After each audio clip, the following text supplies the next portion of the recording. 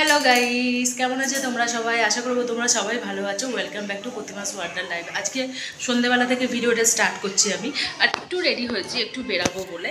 তো তার আগে আমার ছেলে মানে গান করছে, মোটামুটি শেষ হয়ে গেছে, আর একটাই গান শ্যুট করার বাকি আছে।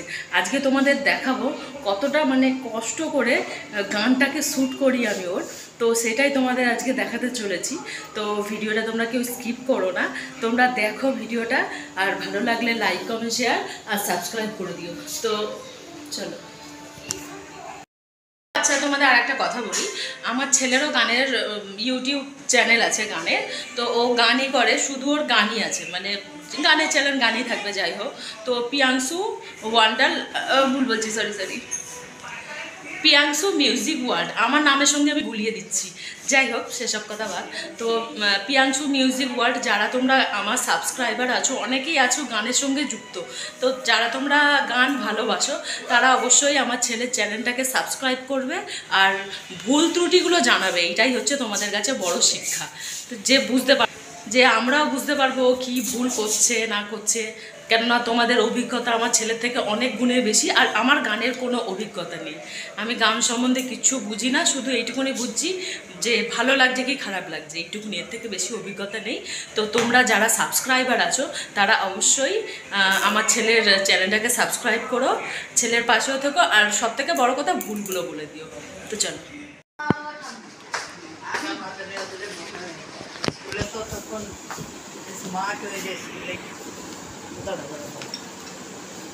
আমার সঙ্গে ওর বাবা চালাতে দেখছিল না, বাবা খেলতো আর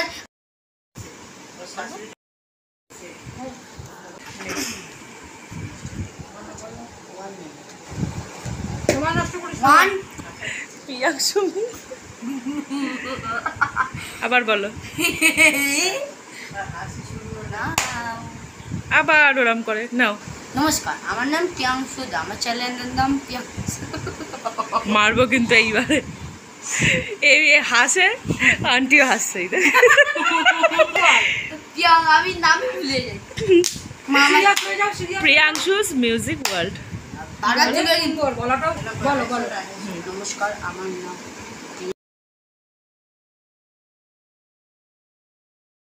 না, একদম ঠিক আছে, একদম ঠিক করে করবে, কোনো হাসি যেন না থাকে। আবার হাসি মুড এসে গেছে, হাসবে না। চলো, ওরা তো মনে হয় বেরিয়ে গেছে, মনে হয় না বেরিয়ে গেছে, আমরা যাচ্ছি। আর দেখো, রাস্তার থেকে মাঠটা এতটা উঁচুতে আছে, মনে হচ্ছে যেন গরুটা কত উঁচুতে একটু দাঁড়িয়ে আছে।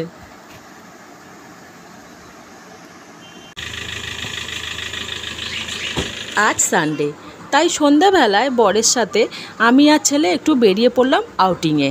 তো বাড়ির কাছে নিউ টাউন, তো ভাবলো চলো একটু ঘুরেই আসি। এমন সময় হাজব্যান্ড একটা দোকানের সামনে দাঁড়ালো। ঘাড় ঘুরিয়ে দেখলাম নন্দিনীর হেসেল বলে লেখা আছে। তো নন্দিনীও দেখি বাইরেই বসে আছে, নন্দিনীদি। তো দোকানে বসে আছে স্মার্ট দিদি আমাদের। ব্যাস নেমে পড়লাম আর ক্যামেরা নিয়ে। সত্যি কথা বলতে আমি নিজেও জানতাম না যে এখানে আসবো বলে, আমি সেইভাবে রেডিও হয়ে আসিনি, যা হোক করে এসছি একটু বাইরে ঘুরবো বলে, নিউ টাউনে একটু হাওয়া খাবো বলে এসছি। তো এসেছি যখন, ভাবলাম একটু কথাই বলে যায় স্মার্ট দিদির সঙ্গে। আর এই জায়গাটা আমি প্রথম এলাম, বেশ জাঁকজমক। আর এই যে নন্দিনীদি বাইরে বসেছিল, তো বলতেই আমাদের ভেতরে ডাকলো, ডেকে ফটোশ্যুট হলো, খুব ভালোই লাগলো, বেশ মিশুকে। তো ছেলেকে নিজেই ডাকলো।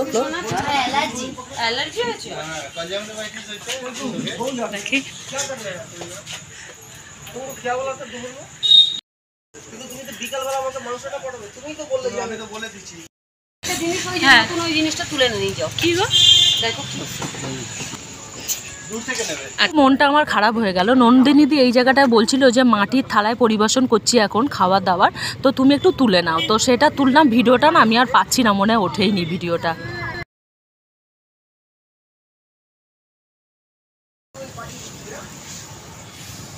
তাই এটা আমাদের বাড়ি থেকে কত দূর হচ্ছে? তো নন্দিনীদির হোটেল নিউ টাউনের মধ্যেই, আমাদের বাড়ির থেকে 10-15 মিনিটের রাস্তা আর কি। দিদি আসলাম, টাটা। 10-15 মিনিটের রাস্তা, মানে হেঁটে না, কিন্তু গাড়ি বা বাইকে অনেকটা, হেঁটে আসলে অনেকটাই রাস্তা, তো গাড়ি বা বাইকে 10-15 মিনিটের রাস্তা। বেশ ভালোই আশেপাশে দোকানপত্র বাজার ঘাট সবই আছে। তো ঠিক আছে চলো। তো আমরা এখানে এসেছি, এইটাও নিউ টাউনে আর একটা জায়গা, বেশ এখানেও জমজমাট। আর এই জায়গাটা না আমার বসতে খুব ভালো লাগে। শীতকালে একদম শ্মশান হয়ে থাকে, কেউ থাকে না। আর গরমকালের পরিবেশটা তোমাকে দেখাচ্ছি, দেখো কত জমজমাট পরিবেশ, সবাই এখানে এসে বসে আর হাওয়া খাওয়ায়। আর এখানে যেই দেখছে সবাই যে মানুষজন বসছে, প্রায় পর দোকান লাগানো। দেখো তোমাদের দেখাচ্ছি, আগে যখন আমরা প্রথম আসি প্রায় তো প্রথম যখন আসতাম তখন দেখতাম কয়েকটা ফুচকার দোকান, আইসক্রিম আর গ্রিলড চিকেনের কয়েকটা দোকান।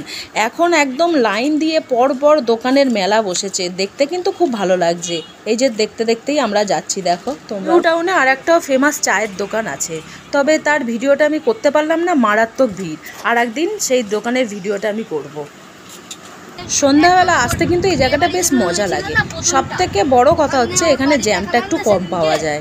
যাই হোক, ভিডিওটা যদি ভালো লাগে তোমরা একটু কমেন্ট করে দিও, অবশ্যই আশা করব পজিটিভ কমেন্ট করার। আর ভালো লাগলে লাইক কমেন্ট শেয়ার সাবস্ক্রাইব করে দিও। সবাই ভালো থেকো, সুস্থ থাকো, দেখা হবে আর একটা নতুন ব্লগে।